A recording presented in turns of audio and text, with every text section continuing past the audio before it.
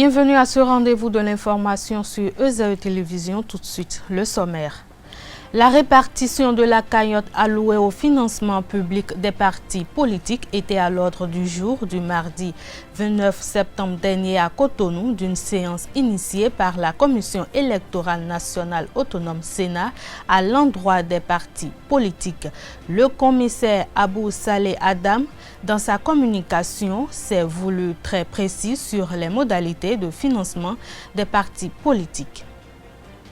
Après la proclamation des résultats du baccalauréat le 12 août 2020 au Bénin, la direction de l'Office du baccalauréat d'Ob a animé un point de presse dans la matinée de ce jour sur le calendrier et les conditions de retrait des attestations de réussite au bac 2020 dans les 12 départements du Bénin. Les détails dans un instant. Vous suivrez dans cette édition Guillaume Atibé, président du Conseil national du dialogue social CNDS, qui présente le contenu des dossiers de la 4e session extraordinaire de l'institution ouverte ce jour à l'Infosec. Chaque enfant qu'on enseigne est un homme qu'on gagne. L'école est le lieu par excellence de l'éducation. ESAE.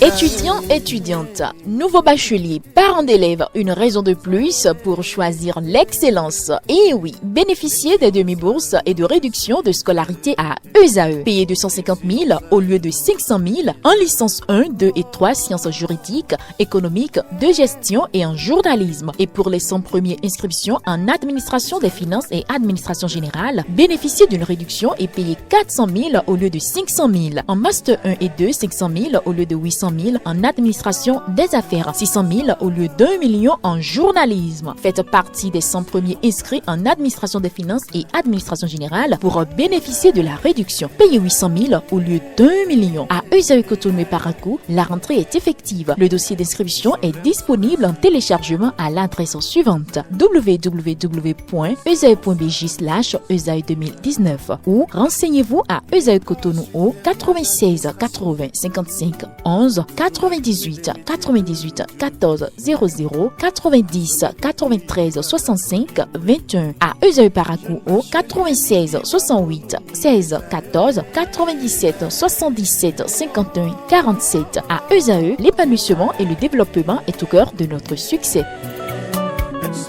ESAE, l'excellence a un nom.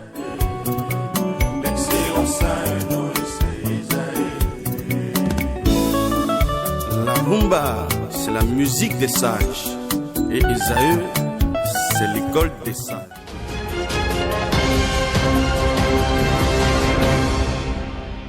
Bonsoir si vous nous recevez. La répartition de la cagnotte allouée au financement public des partis politiques était à l'ordre du jour du mardi 29 septembre dernier à Cotonou d'une séance initiée par la Commission électorale nationale autonome Sénat à l'endroit des partis politiques. Le commissaire Abou Saleh Adam, dans sa communication, s'est voulu très précis sur les modalités de financement des partis politiques.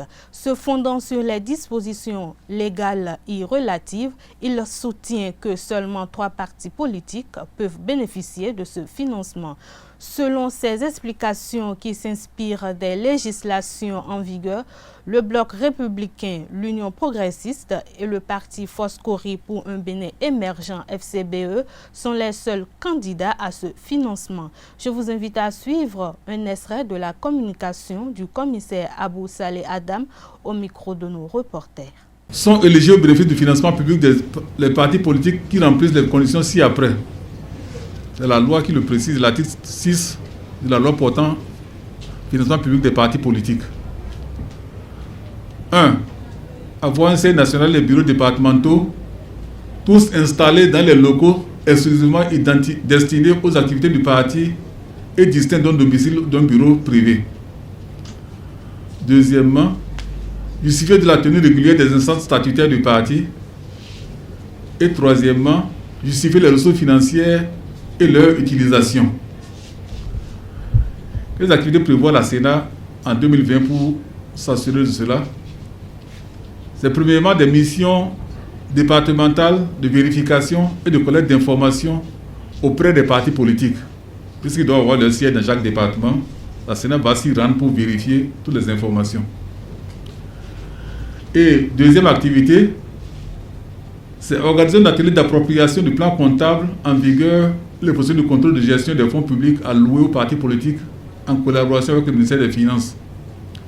Bien sûr, à ce niveau, nous allons associer toutes les structures de contrôle du pays, notamment, d'abord il y a la Sénat qui est concernée, la Cour des comptes, la Cour suprême, les partis politiques même, les médias et le ministère de l'économie et des finances. En fait, c'est pour harmoniser les pratiques au niveau, à ce niveau pour faciliter les contrôles, parce qu'il s'agit de l'argent public. Maintenant, pour les fonds pour 2020, tels qu'ils ont été alloués aux partis politiques. Bien sûr, la base de calcul va se référer au décret qui a été pris, notamment le décret 2020-362 du 22 juin 2020, en son article 2. Le montant prévu pour 2020 sera réparti à raison de 40% prorata du nombre de députés à l'Assemblée nationale et de 60% au prorata du nombre des élus communaux. La base de calcul va s'appuyer sur les résultats des dernières élections législatives et communales, donc législatives de 2019 et communales de 2020. Le montant qui a été mis à disposition par l'État, c'est 1,5 milliard de francs CFA. Donc, en appliquant le premier mode de calcul, à savoir 60% prorata des élus communaux, ça donne 900 millions de francs CFA, et 40% au prorata des élus nationaux, des députés, ça donne 600 millions de francs CFA. Donc, il y a un tableau à 3 colonnes qui fait la simulation. Bien sûr, cette simulation, nous l'avons faite sous réserve des arrêts de la Cour suprême, puisque vous savez, la Cour suprême, s'agissant des communales, a eu à faire des redressements et à opérer et à réduire ou augmenter, selon le cas, le nombre de sièges obtenus par les partis politiques aux dernières communales. Ainsi, numéro d'ordre 1, Union progressiste. À la proclamation, l'UP avait obtenu 820 élus communaux. Et pour les députés, 47 députés. Le bloc républicain, à la proclamation, avait 735 élus communaux et 36 députés. Le vote Cori pour un Bénin émergent avait 260 élus communaux à la proclamation et 0 député. Donc voilà les bases sur lesquelles nous allons faire les calculs, de sur réserve bien sûr des redressements après que la Cour ait rendu ses arrêts. Les modalités de mise en œuvre du principe du parrainage des élus pour la présidentielle de 2021 au Bénin a été exposée aux représentants des formations politiques représentées à cette séance de travail. Je vous invite à suivre à nouveau le commissaire Abou Saleh Adam au micro de nos reporters. Les parrainages pour l'élection présidentielle correspondent à la présentation d'un candidat à l'élection par certains citoyens ou élus qui disposent de ce pouvoir conformément à la loi. Les parrainages permettent que seuls puissent se présenter des candidats qui en soient jugés dignes par les citoyens ou les élus habilités par la loi. Il s'agit donc d'un mécanisme permettant de le présenter au peuple béninois que des candidatures ayant traversé ce premier tamis. Le parrainage est un acte républicain qui n'est pas un soutien politique. Il ne s'agit pas d'un choix et encore moins d'un premier vote en faveur de l'un ou l'autre candidat. En effet, la loi numéro 90-32 du 11 décembre 1990, révisée par la loi 2019-40 du 7 novembre 2019 portant constitution de la République du Bénin, a introduit pour la première fois dans le système électoral béninois l'élection du président de la République en même temps qu'un vice-président, qui doivent se présenter en duo. Et deuxième question nouvelle, le parrainage politique est enrichi en critères constitutionnels de recevabilité de la déclaration de candidature à l'élection présidentielle. Désormais donc, pour être accepté au terme de l'article 44 nouveau de la Constitution du Bénin, une candidature en fonction du président de la République ou du vice-président de la République doit recevoir l'accord d'un nombre minimal d'élus dans les conditions fixées par la loi. Nous allons donc parcourir pour voir de quoi il s'agit. Les conditions en question sont précisées dans la loi portant code électoral de la République du Bénin.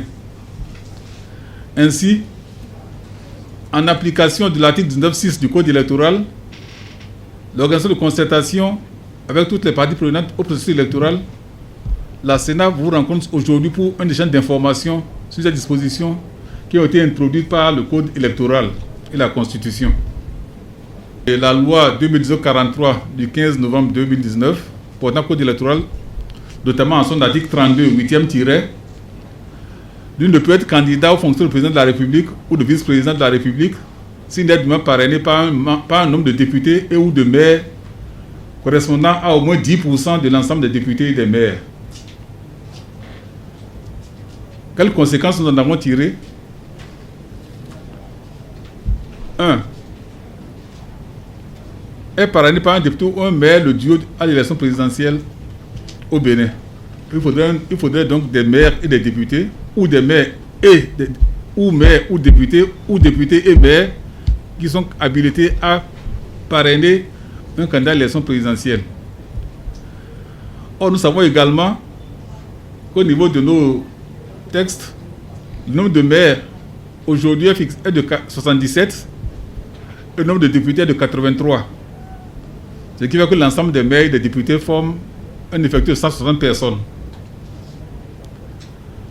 La loi également a fixé que le minimum de parrainage pour valider une candidature est fixé à 10%. Lui correspond à 16 députés et ou maires. En observation, le choix de duo à parrainer relève exclusivement de chaque député ou de chaque maire. Et nul n'est besoin pour le député ou le maire de se référer à son parti politique ou à une délibération d'un conseil communal ou municipal avant de parrainer un candidat. Après la proclamation des résultats du baccalauréat le 12 août 2020 au Bénin, la direction de l'Office du baccalauréat a animé un point de presse dans la matinée de ce jour sur le calendrier et les conditions à remplir au sujet du retrait des attestations de réussite au baccalauréat 2020. L'opération va démarrer à partir du lundi 5 octobre 2020 dans les 12 départements du Bénin. Pour en savoir davantage, je vous invite à suivre le directeur de l'Office du baccalauréat, Alphonse Da Silva, au micro d'Abdelkader Achirou. Après les délibérations, les admis seront en possession de ces attestations à partir du lundi prochain. Ces attestations leur sont nécessaires pour s'inscrire, mais aussi pour postuler à des bourses et pour voyager. Il faut donc relever chaque fois le défi. Malgré la complexité des tâches liées à l'organisation de l'examen, d'imprimer et de signer ces 46 000 attestations. Il a fallu donc travailler matin, midi et soir, et même une partie des nuits, pour être prêt et répondre aux défis. La distribution dans les départements a pour but de rapprocher les administrés de l'administration, surtout que ces administrés sont pour la plupart des jeunes filles et des jeunes garçons.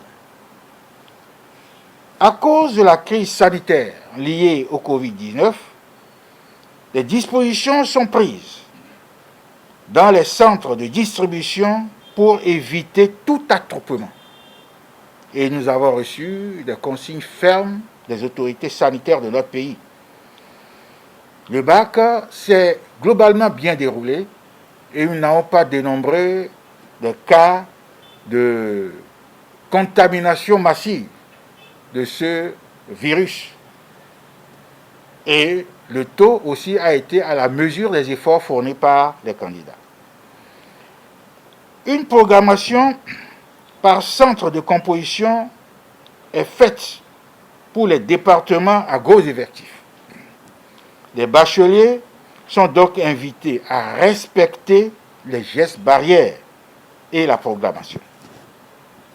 Les responsables des banques, à savoir la BOA et Ecobank, dans lesquelles les paiements doivent être faits, sont informés et prendront les dispositions idoines pour un bon accueil des bacheliers. Nous avons de bonnes relations avec ces banques et ce n'est pas la première fois que nous faisons cette opération. Ces derniers peuvent déjà se rendre dès maintenant dans les banques pour l'achat de leurs quittances. Les directeurs départementaux des enseignements secondaires, techniques et de la formation professionnelle sont également disposés pour que cette opération se passe dans de très bonnes conditions. Et je profite de l'occasion pour remercier ces directeurs qui ont donné le meilleur d'eux-mêmes pour que le bac 2020 se déroule dans de bonnes conditions. Après cette période d'une semaine de distribution dans les départements, elle se poursuivra à l'office du baccalauréat au jour et heure ouvrables. Ceci pour ceux qui n'ont pas pu retirer leur attestation sur les sites. Nous sommes disposés à faire en sorte que le taux assez honorable du bac béninois puisse couronner aussi les efforts des apprenants. Surtout que dans la sous-région, dans l'UMOA, nous sommes en train d'entrevoir effectivement un bac unique d'ici 2024 et les travaux se déroulent actuellement en ligne entre tous les DOB pour que le bac UMOA puisse avoir le jour. Je voudrais remercier le président de la République pour tout ce qu'il fait justement pour l'enseignement, pour l'éducation et pour la jeunesse. C'est ce qui nous a motivés à franchir des barrières pour satisfaire la nation et satisfaire la jeune génération. Ouverte ce jour 30 septembre 2020 à l'Infosec de Cotonou, la 4e session extraordinaire du Conseil national du dialogue social, CNDS, de l'année durera 3 jours. À l'ouverture de cette session, le président de l'institution, Guillaume Atibé, a présenté le contenu des dossiers qui seront soumis au Conseil. Suivez un extrait de son allocution d'ouverture au micro de Carles Kitome. Notre institution tripartite n'a pas échappé à cette situation malencontreuse. Cette crise sanitaire sans précédent a failli nous faire perdre espoir, mais nous avons pris le taureau par les cornes. C'est la raison pour laquelle un réaménagement et une réorientation de certaines activités du budget exercice 2020 sont devenus nécessaires si nous voulons atteindre les objectifs que nous nous sommes fixés pour cette année qui tire inexorablement vers sa fin. Par ailleurs, au moment où les pouvoirs publics s'adressent davantage à la société civile et moins à l'État, on ne saurait se désintéresser des principaux artisans du renouveau économique. D'ailleurs, la consultation des chefs d'entreprise a largement mis en lumière presque partout le souhait des intéressés de bénéficier d'une protection sociale institutionnelle. Pour ce faire, les études de faisabilité devraient principalement s'orienter dans 2 directions. D'abord, les sources de revenus, afin d'évaluer les possibilités réelles de financement des charges sociales dont la couverture, maladie et la vieillesse devra être la préoccupation essentielle. Ensuite, Une étude sur la structure de l'organisation des professions libérales afin de détecter les supports administratifs du système à mettre en place. Naturellement, une enquête des besoins pourrait accompagner l'ensemble de ces investigations, ne serait-ce pour déterminer les desiderata exacts des professions libérales. Donc pour l'extension de la profession sociale, de la protection sociale aux professions libérales. L'initiative du CNDS vise donc une étude de faisabilité pour l'extension de la protection sociale aux professions libérales. Un test accompagné d'une analyse d'impact réglementaire et financier sera soumis à l'appréciation des autorités. Il est développé à la lumière de la Convention 102 de l'Organisation internationale du travail, ratifiée par notre pays, le Bénin, le 17 juin 2019.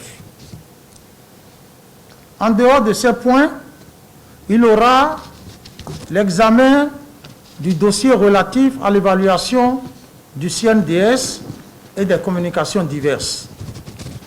Sport dans cette édition, les lauréats des trophées JP Sport 2019 ont reçu dimanche dernier leur distinction après plusieurs mois de report en raison de la Covid-19.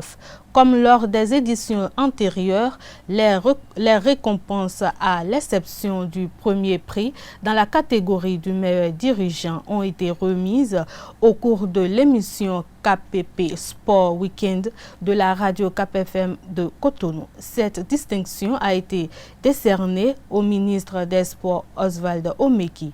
Le promoteur des trophées JP Sport meilleur personnage sportif, René-José Sabo, explique. Depuis le 8 décembre, nous avons rendu public le verdict par rapport aux deux catégories et depuis le 5 janvier, tous les lauréats étaient connus. Nous avons prévu la cérémonie déjà pour la mi-janvier. Elle n'a pas pu tenir. Nous avons reporté pour la mi-mars. Covid oblige et nous voilà aujourd'hui enfin au mois de septembre, ce 27, pour procéder à cette remise. Nous sommes d'autant plus soulagés parce que beaucoup de choses ont été dites. Pour certains, il n'y aura pas de cérémonie. Nous avons dû vraiment rassurer les lauréats que les trophées étaient là, les distinctions étaient là et que le 27, s'il plaisait à Dieu, et je pense que Dieu a exaucé nos vœux, nous avons procédé aujourd'hui à la cérémonie de remise dans deux catégories plus ces distinctions. Pour ce qui concerne la catégorie dirigeant et personnalité, la cérémonie de remise va être faite très prochainement et ça serait pour le patron des sports, le ministre des Sports, M. Oswald Omeki. Vous savez, depuis 2016, nous avons la direction de Radio KPFM qui nous offre ses locaux pour la cérémonie de remise et nous avons quand même estimé que pour la qualité, je veux dire la personnalité de M. Oswald Omeki, il n'était pas tout à fait loisible, je veux dire opportun de pouvoir faire cette cérémonie dans les studios et de lui donner la possibilité d'un choix. Donc, en réponse, il a accepté de recevoir, il a bien voulu accepter, allais-je dire, de recevoir son trophée hors studio. Et vous savez, le calendrier du ministre des Sports, qui est quand même un membre du gouvernement, est assez chargé. Donc au niveau du comité d'organisation, nous attendons tout simplement que le ministre puisse, en fonction de sa disponibilité, nous communiquer une date et heure où il va pouvoir recevoir son trophée. Et nous allons nous plier à ça pour pouvoir procéder à la cérémonie de remise. Dans cette catégorie de meilleurs dirigeants, le président de la Fédération béninoise de volleyball, Ali Yaro, occupe la deuxième place devant son homologue du tennis, Jean-Claude Talon. Par ailleurs, le comité d'organisation a décerné un prix spécial au journaliste Abdoul Fattah Sani du quotidien Matin Libre qui a terminé 3e dans la catégorie médias. Suivez leurs impressions. Je voudrais remercier tous les acteurs du volleyball béninois à tous les niveaux. les joueurs, les entraîneurs, les dirigeants, les officiels, sous quelque forme que ce soit, parce que c'est grâce à leurs efforts quotidiens, je l'ai toujours dit, sans des appuis forcément de la fédération, grâce à leurs efforts quotidiens que nous avons été un peu plus visibles que les années précédentes, tant sur le plan national que sur le plan international, ce qui a valu certainement que nous étions étant à la tête de cette discipline-là, que nous ayons eu cette distinction-là. Et à travers ma modeste personne, je crois que c'est tout le comité exécutif qui reçoit ça et qui est mis devant ses responsabilités pour déjà constater que quelque chose a été fait et que les gens ont observé. Donc il s'agit pour nous alors de faire mieux pour les années prochaines, d'accord, pour pouvoir mériter les satisfecits des acteurs du volleyball qui, il y a 2 ans et demi, nous ont portés à la tête de cette discipline-là. Et je voudrais quand même finir pour remercier les organisateurs parce que ce n'est pas toujours facile. Il n'y a jamais eu d'unanimité autour de ces genres de distinctions et les remercier pour tous les efforts de transparence qu'il y a eu autour de cette distinction-là et aussi féliciter les autres parce que j'ai toujours dit, tant que vous n'avez pas un adversaire en face de vous, vous ne savourez jamais une victoire. Donc les 7 autres personnalités qui étaient en concurrence, je crois que c'est forcément qu'il y en a qui méritent même plus que moi dans cette histoire-là. Donc les dis félicitations pour reconnaître en fait que nous sommes toujours ensemble pour le mérite du sport béninois. Nous nous battons tous les jours, chacun de sa position, pour révéler le sport béninois, pour que chacun, dans sa discipline, puisse révéler le Bénin. Et d'ici à là, nous allons faire des efforts un peu plus que ça au niveau du volleyball. Et dans 2 ans, en fait, je crois, pas notre personne, mais qu'on puisse beaucoup plus parler du volleyball béninois. On peut être heureux pour ce prix. C'est vrai que j'avais eu d'autres prix précédemment, mais ce n'est pas une fin en soi. Il faut continuer à travailler, il faut continuer à faire plaisir à nos lutteurs. Je pense que ce prix est venu pour quand même récompenser tout ce que j'ai fait tout au long de l'année 2019. Maintenant, le reste maintenant, c'est de continuer à travailler davantage et mériter d'autres prix. Le gardien des écureuils Saturné Alagbé est arrivé premier dans la catégorie des sportifs devant l'étoile montante du tennis féminin béninois Gloriana Naoum et l'heptathlonienne Odile Arouanwanou. Le journaliste Amadou Issa de la radio Atlantique FM est entré dans les annales des trophées JP Sport en devenant le premier lauréat de la catégorie média devant Ablam Yamesso. Il exprime sa joie et tire un satisfecit à l'initiateur des récompenses, tout comme Gloriana Naoum et Yannick Rounouvi, représentants de Saturné Alagbé, l'édition 2020 des trophées JP Sport meilleur personnage sportif a été annulée en raison du coronavirus. Déjà l'occasion de remercier les organisateurs JP Sport pour cette initiative noble qui vient récompenser une saison plus ou moins aboutie de notre cher ami et frère Saturné Alagbé. Donc ça ne peut qu'être un trophée de plus pour lui et je crois que c'est un trophée qui vient davantage le booster dans sa jeune carrière parce qu'ici nous lui souhaitons quand même de gravir de nouveaux échelons pour davantage hisser le Bénin au plan national et international.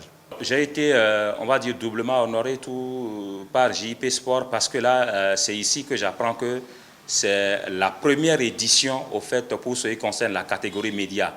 Mais le trophée lui-même a déjà connu 4 éditions. Alors, premier lauréat de la première édition, on ne peut qu'être content, on ne peut qu'être réellement, on va dire, honoré. Et je pense qu'il faut remercier l'organisation, il faut remercier JP Sport à travers cette distinction. Ce n'est pas facile d'organiser ce genre d'événements. JP Sport a pu le faire. Je remercie particulièrement René Sabot, qui est le patron, même la tête pensante de cette distinction. Je n'oublie pas tous les autres. Et je remercie également tous ceux-là qui ont eu confiance en moi, qui ont voté pour moi, parce qu'il s'agit d'un vote. Alors, si des auditeurs qui nous écoutent ont pu justement poser leur vote sur moi, je dis merci à eux tous et leur dire également que les bonnes choses restent encore à venir sur Atlantique FM, sur la radio nationale. Nous allons davantage nous sacrifier, nous donner pour que justement nos émissions soient encore de belles factures et que justement que nos émissions soient celles-là que les auditeurs auront véritablement voulu. Je suis vraiment très contente et très heureuse d'avoir pris ce prix. C'était vraiment difficile de prendre ce prix et je remercie vraiment les sponsors JP Sport d'avoir organisé cette édition.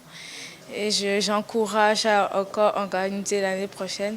Je remercie la Fédération béninoise de tennis de m'avoir soutenue, le président de la Fédération béninoise de tennis, aussi le président de la Fédération de Scrabble qui m'a beaucoup aidé pour les votes. Je remercie aussi beaucoup Madame Flore Gambo qui m'a beaucoup aidé pour mes voyages en 2019. C'était très chaleureux de sa part. Je remercie aussi mes amis, ma famille, mes parents, mon frère de m'avoir beaucoup soutenu pendant toute cette année, l'année dernière, parce que c'était vraiment des années vraiment très dures. Et j'encourage aussi la fédération à beaucoup m'aider dans les années à venir.